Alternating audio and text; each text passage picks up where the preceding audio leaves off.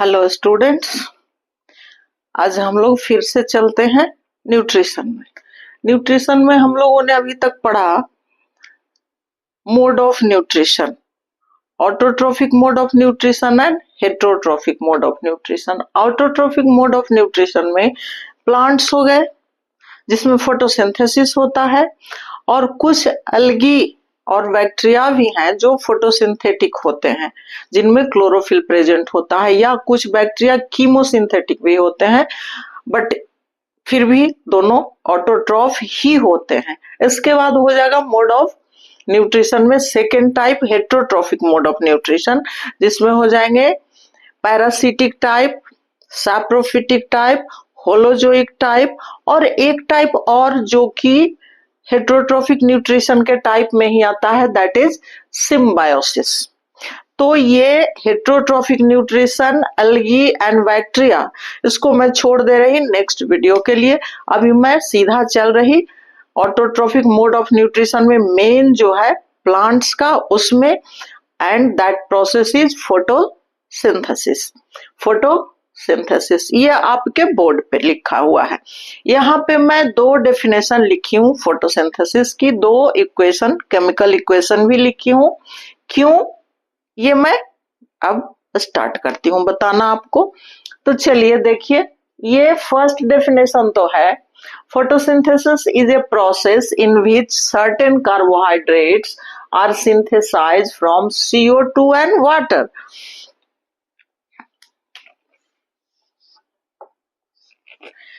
In the presence of chlorophyll and sunlight. यानी कुछ carbohydrate का सिंथेसिस होता है, किससे? CO2 और वाटर के द्वारा, जबकि उसमें क्लोरोफिल और सनलाइट प्रेजेंट होना जरूरी है, इन दोनों की उपस्थिति नेसेसरी है। इसका इक्वेशन हो गया आपका, बैलेंस इक्वेशन है 6CO2 plus 6H2O in the presence of chlorophyll and sunlight, C6H12O6 plus 6O2। Carbon dioxide and water, chlorophyll हो गया सनलाइट एब्जॉर्ब करने के लिए, सनलाइट हुआ, सनलाइट फिर लाइट एनर्जी केमिकल एनर्जी में कन्वर्ट हुआ, एंड कार्बोहाइड्रेट का फॉर्मेशन हुआ, बाय प्रोडक्ट ऑक्सीजन निकलता है जो कि एटमॉस्फेयर में चला जाता है। अब ये हो गया आपका first definition. According to NCERT में आपका ये डेफिनेशन का लैंग्वेज अलग मिल सकता है, बट इक्वेशन, केमिकल इक्वेशन आपको यही मिलेगा। अब आ जाइए नीचे सेकेंड डेफिनेशन में। ये लैंग्वेज तो आप किसी भी रूप में दे सकते हैं, मेन इक्वेशन तो ये एनसीईआरटी में भी लिखा हुआ है, और common simple chemical equation photosynthesis का यही है। ये भी करेक्ट है, ऐसा नहीं है कि कंफ्यूज हो जाएगा कि अच्छा तो ये एनसीईआरटी में ऐसा है, बाकी यस चांद वाला में ऐसा है, तो कौन सही है? दोनों सही है। सेकेंड टाइप का डेफिनेशन जो आपके बुक में है, photosynthesis is a biological process, इसमें भी लिख सकते हैं, इसमें भी बायोलॉजिकल प्रोसेस है ही। इसमें क्या होता है? In which light energy in converted into chemical energy, light energy chemical energy में कन्वर्ट होता है, stored within the chemical bonds. और ये एनर्जी स्टोर कहाँ होता है कन्वर्ट होकर के? केमिकल बॉन्ड में। किसके केमिकल बॉन्ड में? कार्बोहाइड्रेट के केमिकल बॉन्ड में। कार्बोहाइड्रेट फॉर्मेशन जो होता है CO2 और H2O से, उसके केमिकल बॉन्ड में जो आपस में जुड़ते हैं कार्बन, हाइड्रोजन, ऑक्सीजन, उसके बॉन्ड के बीच में ये केमिकल एनर्जी स्टोर होता है, और कार्बोहाइड्रेट का फॉर्मेशन हो जाता है उसी केमिकल एनर्जी से स्टोर होकर के, कार्बोहाइड्रेट या sugar. It releases O2 as a by product. ये तो इसमें दोनों में भी बाई प्रोडक्ट के रूप में ऑक्सीजन रिलीज होता है। बाई प्रोडक्ट यानी प्राइमरी प्रोडक्ट तो हो गया कार्बोहाइड्रेट इसका, एंड सेकेंडरी में हो गया बाई प्रोडक्ट ये O2 ऑक्सीजन। तो ये दो डेफिनेशन है आपके सामने, दोनों करेक्ट है, कंफ्यूज होने की जरूरत। ये सिंपल सा डेफिनेशन और उसका केमिकल इक्वेशन है। यहाँ पे देखिए, ये सिर्फ डेफिनेशन नहीं दिया है, इसमें थोड़ा प्रोसेस भी डाला है, कैसे कन्वर्ट होते हैं। तो आखिर लाइट एनर्जी केमिकल एनर्जी में कन्वर्ट होगा भी कैसे? विदाउट क्लोरोफिल, क्लोरोफिल जब लाइट एनर्जी एब्जॉर्ब करेगा तभी ना। बट चलिए, मैं तो ना साइंटिस्ट हूं ना रिसर्चर हूं, मेरी कद उतनी बड़ी नहीं है कि मैं कुछ कह सकूं, लेकिन ये दोनों करेक्ट है और केमिकल इक्वेशन भी दोनों करेक्ट है। कंफ्यूज होने की जरूरत नहीं है। या डेफिनेशन के तौर पे लैंग्वेज आप अपने ढंग से भी दे सकें तो दे सकते हैं, बट इक्वेशन 2 में जो डालना है वो डाल सकते हैं आप। इसमें कहीं भी ऐसा नहीं है कि ये गलत हो जाएगा या ये हम करेक्ट नहीं लिख रहे हैं, ऐसा कुछ नहीं है। एक बार फिर से देख लीजिए, दोनों में CO2 प्लस H2 है, 6CO2 प्लस 6H2O, यानी 6 मॉलिक्यूल्स कार्बन के हैं, 6 मॉलिक्यूल्स हाइड्रोजन के हैं, और यहाँ 1 मॉलिक्यूल कार्बोहाइड्रेट का फॉर्मेशन हो रहा है। यहाँ भी सेम थिंग है, 6 मॉलिक्यूल्स कार्बन के हैं, 6 हाइड्रोजन के हैं, यहाँ 1 मॉलिक्यूल कार्बोहाइड्रेट के फॉर्मेशन हो रहे हैं। यहाँ भी बाई प्रोडक्ट ऑक्सीजन है, यहाँ भी बाई प्रोडक्ट ऑक्सीजन है। यहाँ पे सिंपल क्लोरोफिल सनलाइट एब्जॉर्ब करता है, इसलिए दोनों का प्रेजेंस रिक्वायर्ड है, नेसेसरी है। यहाँ उन्होंने प्रोसेस बीच में डाला है plus light energy, light energy, ठीक है, लाइट एनर्जी ही क्लोरोफिल ट्रैप करके रख लिया तो सिर्फ इक्वेशन दिखाया आपने, क्लोरोफिल का प्रेजेंस नहीं दिखाया, सीधा आपने समीकरण ही दिखाया। कहां से आया लाइट एनर्जी उससे नहीं मतलब है, तो कोई बात नहीं, दोनों ही करेक्ट है बस। अब इसके बाद हम लोग चलते हैं, इसमें कौन रॉ मटेरियल है और क्या प्रोडक्ट बना, क्या बाई प्रोडक्ट बना, और उसके बाद फिर देखेंगे कि इसमें कौन कौन से स्टेप में फोटोसिंथेसिस होते हैं।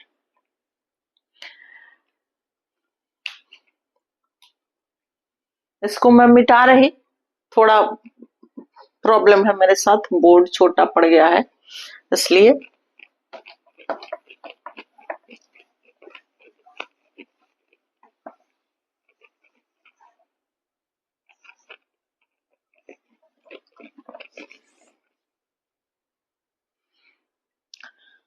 अब देखिए रॉ मटेरियल्स क्या क्या होता है, आप लोग सबको पता है रॉ मटेरियल्स क्या क्या होता है।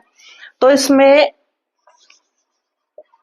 इन फोटोसिंथेसिस, फोटोसिंथेसिस में रॉ मटेरियल्स क्या क्या होते हैं,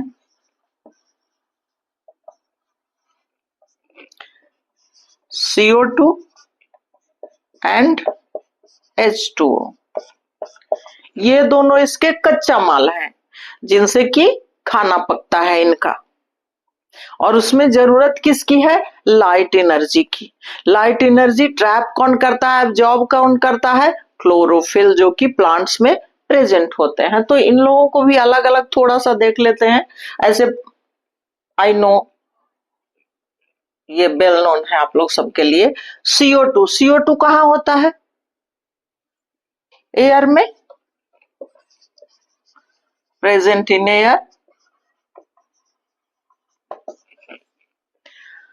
अब CO2 कैसे एब्जॉर्ब करते हैं, लीव्स, पत्तियां, जिसके लोअर सरफेस पे स्टोमाटा होते हैं, टीनी पोर्स, जिसके द्वारा एटमॉस्फेयर से CO2 डिफ्यूजन के द्वारा सेल्स में, पत्तियों के सेल में चला जाता है, CO2। H2O कहां से लेते हैं ये लोग, ये भी वेल नोन है। H2O कहां से लेते हैं, मिट्टी से लेते हैं, किसके द्वारा, रूट हेयर्स के द्वारा, या रूट्स के द्वारा भी आप लिख सकते हैं, एब्जॉर्ब्ड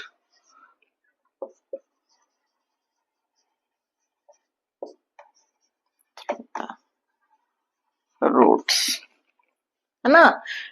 ये दोनों रॉ मटेरियल्स कहां से लाते हैं, एक एटमॉस्फेयर से, पत्तियों में, लीव्स में जो टीनी पोर्स होते हैं दैट्स कॉल्ड स्टोमाटा, उसके द्वारा ये डिफ्यूजन के द्वारा CO2 एब्जॉर्ब कर लेते हैं, डिफ्यूज हो जाता है अंदर सेल में, क्योंकि हवा में मौजूद होते हैं CO2। H2O सॉइल में मौजूद होता है, तो वहां से रूट्स के द्वारा, रूट्स में भी रूट हेयर्स के द्वारा ये एब्जॉर्ब करते हैं और वो सेल में पहुंचता है। इस तरह से दोनों रॉ मटेरियल्स कहाँ पहुंच गए? प्लांट्स के सेल में। तो रॉ मटेरियल्स तो पहुंच गए। अब इसके बाद देखते हैं कि और आगे क्या क्या इसमें मिला हुआ है, केमिकल इक्वेशन में क्या क्या मिला हुआ है। तो ये दोनों तो हो गए। अब लाइट एनर्जी कहां से आया?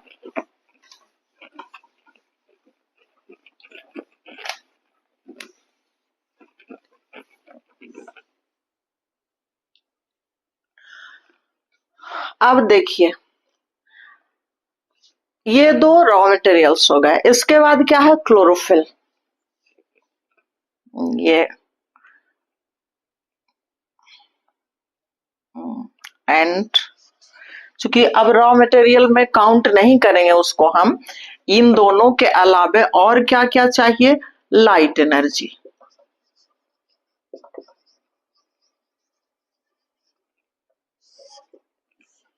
ये लाइट एनर्जी को कौन एब्जॉर्ब करता है? क्लोरोफिल। क्लोरोफिल ट्रैप करता है।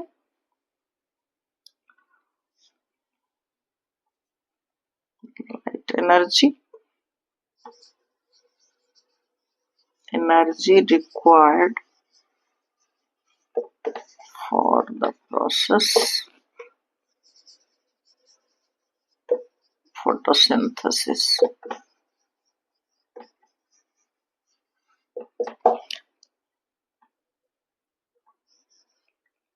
ये लाइट एनर्जी क्या है? एनर्जी रिक्वायर्ड एनर्जी है। किसके लिए?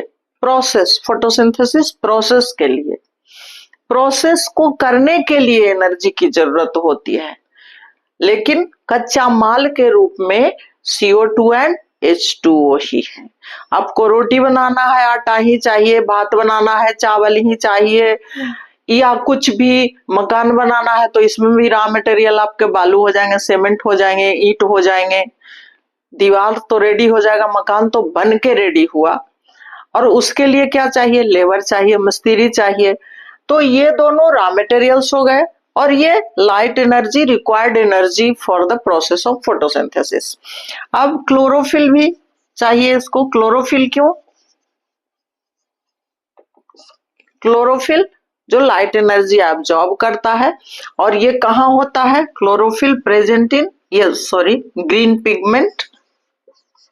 क्लोरोफिल क्या है? ग्रीन पिगमेंट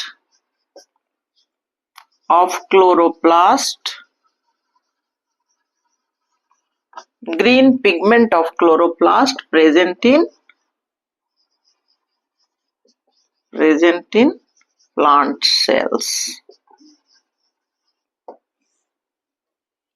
सबका इंट्रोडक्शन मैं करवा रही, अभी प्रोसेस में हम लोग नहीं चल रहे हैं। रॉ मटेरियल्स कहां से आया? दोनों। लाइट एनर्जी क्या है? तो इसकी रिक्वायरमेंट है फोटोसिंथेसिस में, इसके बिना फोटोसिंथेसिस पॉसिबल नहीं है। क्लोरोफिल क्या है? इसकी रिक्वायरमेंट है लाइट एनर्जी एब्जॉर्ब करने के लिए।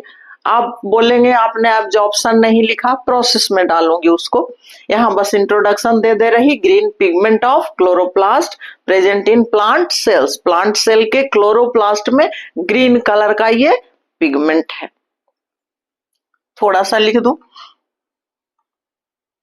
ये विच ट्रैप सनलाइट, जो सनलाइट को ट्रैप करने का काम करता है।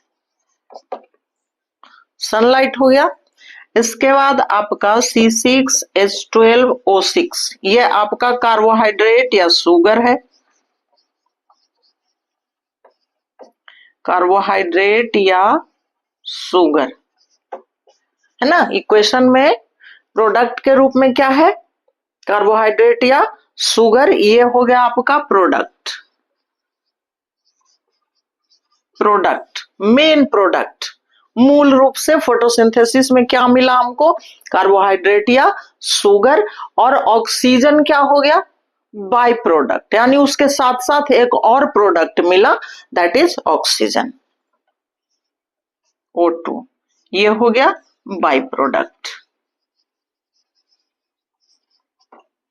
ये हो गया बाय प्रोडक्ट। इसको एक बार समझ लीजिए, ये इंट्रोडक्शन है। फोटोसिंथेसिस का डेफिनेशन हो गया, केमिकल इक्वेशन हो गया। अब उसमें इक्वेशन में, समीकरण में क्या क्या मिले थे हम लोग को? CO2 मिला था, H2O वाटर मिला था। CO2 कहाँ से लेता है? CO2 हवा में मौजूद होते हैं और इसको पत्तियां स्टोमाटा के द्वारा डिफ्यूजन से अपने अंदर लेती है, एब्जॉर्ब करती है। H2O ऑलरेडी पता है, सॉइल में, मिट्टी में होता है, जड़ें होती हैं वहां, और जिसके द्वारा ये वाटर एब्जॉर्प्शन करता है। दोनों रॉ मटेरियल्स मिल गए इसको। अब इसके बाद क्या होगा? लाइट एनर्जी चाहिए। लाइट एनर्जी कहाँ होता है? इसकी रिक्वायरमेंट होती है फोटोसिंथेसिस के लिए, चूंकि एनर्जी है। एनर्जी मीन्स फ्यूल, ईंधन। आपको चावल बनाने के लिए, रोटी बनाने के लिए, खीर बनाने के लिए, पुआ बनाने के लिए, खिचड़ी बनाने के लिए आग चाहिए, या गाड़ी चलाने के लिए ही तो उसमें डीजल पेट्रोल चाहिए। तो फ्यूल, ये एनर्जी के रूप में लाइट एनर्जी सनलाइट से मिलता है। क्लोरोफिल क्या है? ग्रीन पिगमेंट है क्लोरोप्लास्ट का, जो कि प्लांट सेल में प्रेजेंट होता है और ये सनलाइट को ट्रैप करने का काम करता है। अब इसके बाद जब रिएक्शन कंप्लीट होता है तो मिलता है क्या हम लोग को? प्रोडक्ट के रूप में कार्बोहाइड्रेट या शुगर कह सकते हैं, C6H12O6, और ऑक्सीजन बाई प्रोडक्ट, यानी एक प्रोडक्ट और साथ में मिलता है, दैट इज ऑक्सीजन, जो कि एटमॉस्फेयर में चला जाता है। ये हो गया आपका फोटोसिंथेसिस का जितने भी उसमें सामग्री हैं लगे हुए, या जो बन के रेडी होते हैं, बनने के लिए जो एनर्जी की आवश्यकता होती है, उन सब का ये इंट्रोडक्शन हो गया। अब हम लोग चलते हैं स्टेप्स ऑफ फोटोसिंथेसिस, कि फोटोसिंथेसिस में कितने स्टेप होते हैं। यहाँ हम लोग स्टेप बस बेसिक स्टेप्स पढ़ेंगे, डिटेल 12th में पढ़ना है हम लोग को। पहले हम लोग यहाँ पे बेसिक जो है उसको पढ़ लें, उसके बाद फिर कुछ दिन के बाद नेक्स्ट ईयर में चलेंगे हम लोग डिटेल फोटोसिंथेसिस में। इसको मैं साफ कर रही।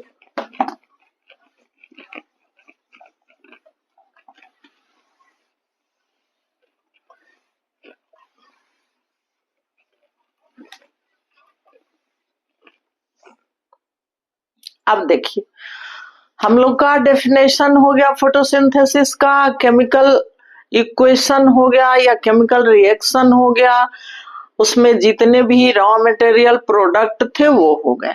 अब हम लोग को क्या चाहिए? Steps of photosynthesis. फोटोसिंथेसिस में कौन कौन से स्टेप्स आते हैं? बेसिक मैं बता रही, बेसिक। डिटेल तो 12th में ही पढ़ना होगा, उसके लिए वेट करना होगा थोड़ा सा।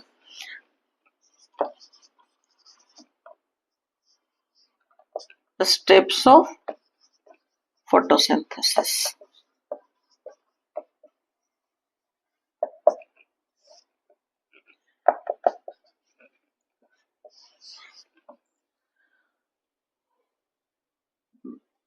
फर्स्ट स्टेप क्या हो जाएगा इसका? सबसे पहला काम तो होगा, जब तक कि चूल्हा जलेगा नहीं उस पे चावल चढ़ेगा नहीं। फर्स्ट स्टेप क्या हो जाएगा? Absorption of light energy. और ये एब्जॉर्प्शन कौन करेगा? अभी हम लोगों ने देखा है, क्लोरोफिल।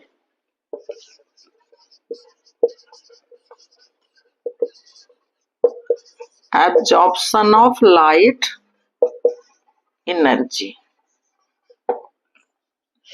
अब इसको देखते चलते हैं, है ना। Absorption of light energy. Light energy में फिजिक्स में आप लोग पढ़े होंगे स्पेक्ट्रम, तो 7 कलर्स हो जाते हैं। अगर प्रिज्म से क्रॉस करवाते हैं उसको तो 7 कलर में डिवाइड हो जाता है। कौन सा कलर एब्जॉर्ब करता है ये? Absorption of light energy,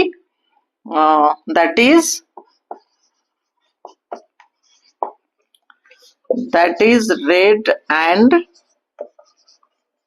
blue spectrum. Green light absorb नहीं करता है। ऐसा लग सकता है आपको कि ग्रीन तो दिखता क्यों है, पत्तियां ग्रीन दिखती क्यों है? तो हाँ, इसके बाद आते हैं उसी पे एक लाइन, लेकिन ये एब्जॉर्ब करता है रेड एंड ब्लू स्पेक्ट्रम को। जैसे फिजिक्स में अभी तो प्रैक्टिकल नहीं किए होंगे, आगे अगर करेंगे, पढ़ेंगे साइंस ही 10th के बाद भी, तो वहां पे प्रिज्म से होके जब लाइट क्रॉस करवाया जाता है तो 7 कलर्स, या फिर रेनबो आप देखते हैं पानी पड़ने के बाद, पानी की बूंदे प्रिज्म का काम करती है सनलाइट के लिए, तो 7 कलर्स में डिवाइड हो जाता है, that is 7 spectrum.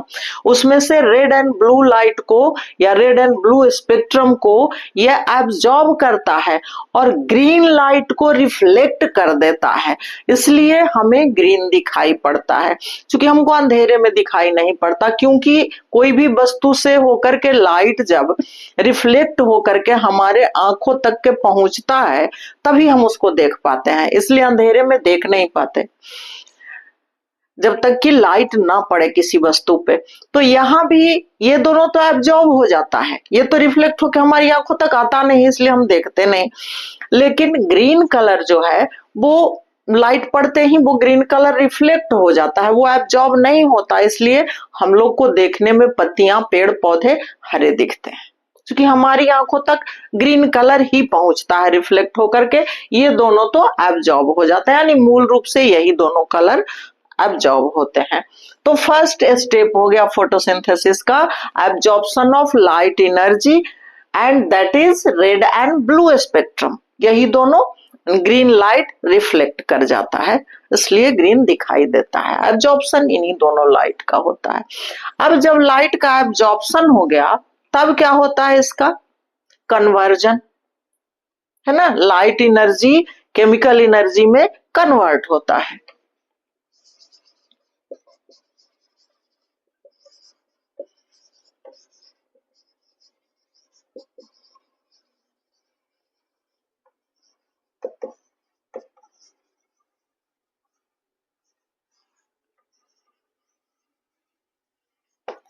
Conversion of light energy into chemical energy, ये सेकेंड स्टेप हो गया आपका। अब ये इतना स्टेप जो आपको दिख रहा है, आप आगे पढ़ेंगे तो डिटेल में सारे रिएक्शंस भी होंगे, कैसे कैसे कन्वर्ट होता है। तो 2 स्टेप हो गया आपका, absorption of light energy that is red and blue spectrum, green colour का कोई सवाल ही नहीं पैदा होता, वो रिफ्लेक्ट होता हो जाता है इसलिए दिखाई पड़ता है। कन्वर्जन ऑफ लाइट एनर्जी आ गया तो लाइट एनर्जी कन्वर्ट हो जाएगा केमिकल एनर्जी में। अब केमिकल एनर्जी मीन्स ये बॉन्ड का फॉर्मेशन करेगा और कार्बोहाइड्रेट का फॉर्मेशन करेगा। तो थर्ड स्टेप क्या होगा,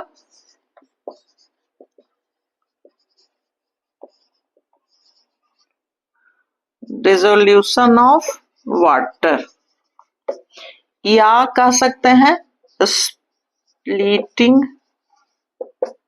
ऑफ वाटर, ये थर्ड स्टेप है।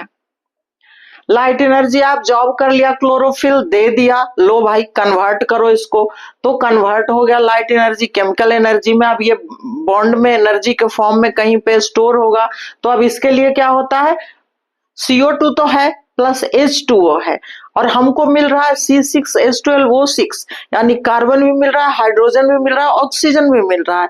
तो CO2 में कार्बन और ऑक्सीजन तो है, वाटर H2O टूट जाता है, टूट के वहां से हाइड्रोजन निकलता है जो उसके साथ जाके जुड़ जाता है, और वहां ये केमिकल एनर्जी उसके बॉन्ड में स्टोर हो जाता है, जो सेकेंड डेफिनेशन में लिखी थी मैं। और स्टोर होकर के जुड़ जाते हैं कार्बन, ऑक्सीजन और हाइड्रोजन, वाटर वाला हाइड्रोजन, और जुड़ करके ऑक्सीजन कार्बन डाइऑक्साइड वाला ही रहता है। इसको भी याद रखिएगा, ये सारे ऑब्जेक्टिव क्वेश्चन में आपको काम देंगे। उसके बाद डिसोल्यूशन ऑफ वाटर या स्प्लिटिंग ऑफ वाटर, यानी वाटर का टूट जाना, पानी टूट जाता है और टूटने के बाद केमिकल एनर्जी इसके बॉन्ड में स्टोर हो करके कार्बोहाइड्रेट का फॉर्मेशन कर लेते हैं। तो इसके बाद लास्ट स्टेप क्या है,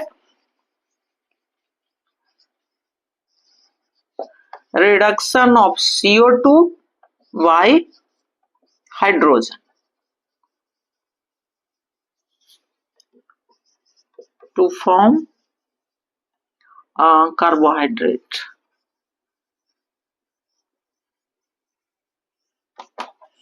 ये फोर्थ स्टेप को देखिए, ये मैं नहीं दोहराऊंगी, चलिए। डिसोल्यूशन ऑफ वाटर या स्प्लिटिंग ऑफ वाटर, वाटर टूट गया, टूटने के बाद हाइड्रोजन और ऑक्सीजन अलग होगा, H2O है तो हाइड्रोजन और ऑक्सीजन अलग हो गया। अब उसके बाद फोर्थ स्टेप में रिडक्शन ऑफ CO2, CO2 का रिडक्शन हुआ, रिडक्शन होने के बाद उसके साथ किसके द्वारा रिडक्शन हुआ, हाइड्रोजन के द्वारा रिडक्शन हुआ टू फॉर्म कार्बोहाइड्रेट C6H12O6। थोड़ा सा दिमाग में रिडक्शन और ऑक्सीडेशन लाइए। ऑक्सीडेशन मीन्स क्या, किसी भी एटम से या तो ऑक्सीडेशन मीन्स इलेक्ट्रॉन का निकलना या हाइड्रोजन का निकलना या ऑक्सीजन का जुड़ना, दैट इज ऑक्सीडेशन। और हाइड्रोजन का जुड़ना या प्रोटॉन का निकलना, दैट इज रिडक्शन। तो यहाँ पे देख लीजिए, अब इन दोनों को थोड़ा सा मैं डिटेल बता रही आपको और दिमाग लगाइएगा सही से। डिसोल्यूशन ऑफ वाटर, चलिए ठीक है, हम लोग इसको डिसॉल्व ही कर लेते हैं वाटर को जरा सा, H2O, ठीक है, इसको हम लोगों ने तोड़ दिया यहाँ पे इक्वेशन में, तो ये हाइड्रोजन हो गया। H2+O2 नहीं होता है, इसको याद रखिएगा, और ये आयोनिक फॉर्म में होते हैं, प्लस इलेक्ट्रॉन निकल जाता है, इस पर माइनस चार्ज, यानी ये इलेक्ट्रॉन निकल गया H2O से, हाइड्रोजन निकला और एक इलेक्ट्रॉन बाहर निकल गया, प्लस O2, तो ये रिडक्शन हो गया ना वाटर का, यहाँ सॉरी ऑक्सीडेशन। तो यहाँ पे दो प्रोसेस हो रहा है, वाटर जब टूट रहा है तो वहां पे ऑक्सीडेशन हो रहा है, चूंकि इलेक्ट्रॉन निकल रहा है, इलेक्ट्रॉन निकलना या हाइड्रोजन निकलना या ऑक्सीजन जुड़ना, तो ऑक्सीजन तो नहीं जुड़ रहा है लेकिन इलेक्ट्रॉन निकल रहा है, तो ये रिडक्स सॉरी बार बार उल्टा हो जा रहा है, मैं यहाँ पे लिख दे रही, oxidation involve as oxidation, oxidation of water. ये किसका ऑक्सीडेशन हो रहा है, वाटर का, क्योंकि इसमें से इलेक्ट्रॉन निकल रहा है। इसको दिमाग में रखिएगा, ऑब्जेक्टिव क्वेश्चन हो सकता है कि splitting of water is oxidation, reduction नहीं, क्योंकि सोच सकते हैं कि अच्छा तो ऑक्सीजन तो निकला है तो रिडक्शन भी हो सकता है, लेकिन नहीं, यहां तो डायरेक्ट इलेक्ट्रॉन निकल रहा है। इक्वेशन भी दिमाग में रखिएगा, इसलिए ये H2O का वाटर का ऑक्सीडेशन होता है डिसोल्यूशन ऑफ वाटर या स्प्लिटिंग ऑफ वाटर प्रोसेस में, फोटोसिंथेसिस में ऑक्सीडेशन ऑफ वाटर होता है, और इस प्रोसेस को splitting of water is called photolysis. ये मैं लास्ट में लिख दे रही ऊपर में।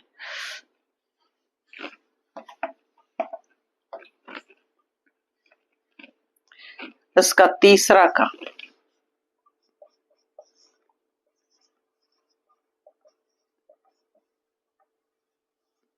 splitting of water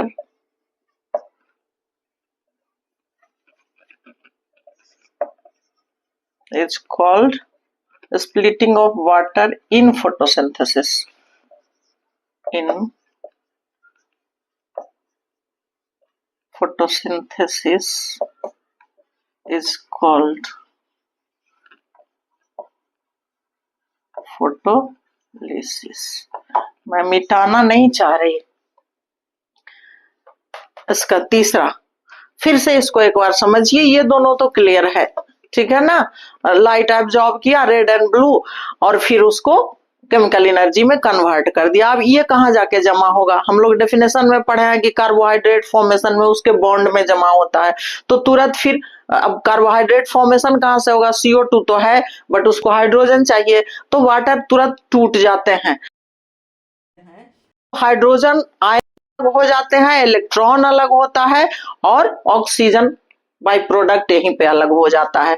तो इस पूरे प्रोसेस को फोटोलिसिस के नाम से जानते हैं। What is photolysis? तो splitting of water in photosynthesis is called photolysis. ये भी लिखना जरूरी है। ये डेफिनेशन हो गया आपका फोटोलिसिस का। और इक्वेशन ये हो गया, H2O टूटा कैसे, हाइड्रोजन प्लस आयन इस पे है, प्लस इलेक्ट्रॉन है इसलिए ये माइनस होगा। और चूंकि इलेक्ट्रॉन निकल रहा है इसलिए इस प्रोसेस को, फोटोलिसिस को, फोटोसिंथेसिस में जो फोटोलिसिस हो रहा है, वाटर स्प्लिट हो रहा है, that's called oxidation, involve as oxidation.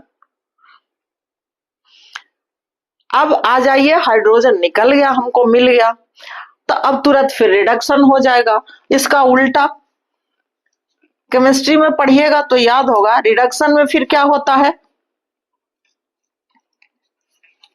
यहां इलेक्ट्रॉन निकलता है तो रिडक्शन में इलेक्ट्रॉन प्लस होता है या हाइड्रोजन प्लस होता है।